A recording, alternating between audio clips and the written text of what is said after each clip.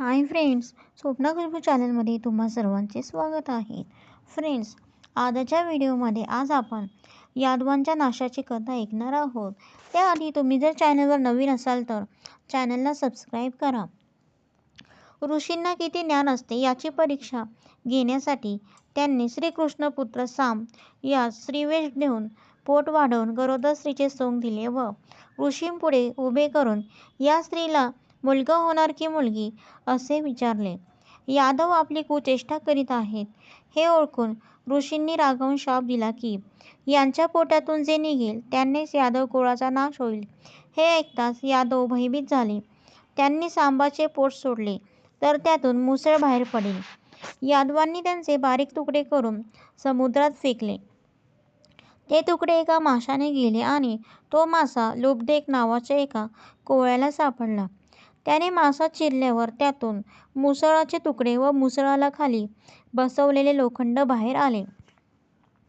लुबडकाने लाकडाचे तुकडे समुद्रकिनारी नेऊन फेकले तर त्या लोखंडापासून बाणाचे टोक तयार केले.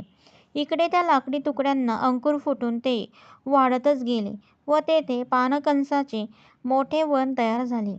आपला अवतार समाप्तीचा काळ जवळ आला हे जाणून श्रीकृष्णाने सर्व यादवांना द्वारका सोडून प्रवास येथे जाण्यास सांगितले.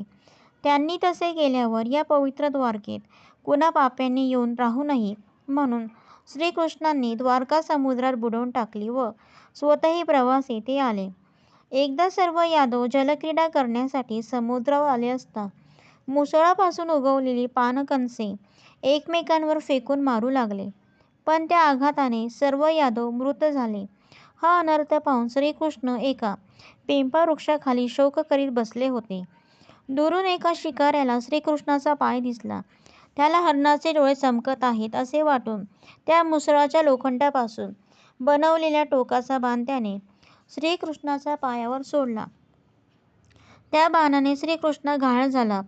पूर्वीच बोलावल्याप्रमाणे अर्जुन त्याला भेटायला गेला. त्याने बाणाने गंगोदक वर काढून श्रीकृष्णास पाजले व लगेच श्रीकृष्णाने देह ठेवला. तर फ्रेंड, अशा प्रकारे यादवंश कुळाचा नाश झाला.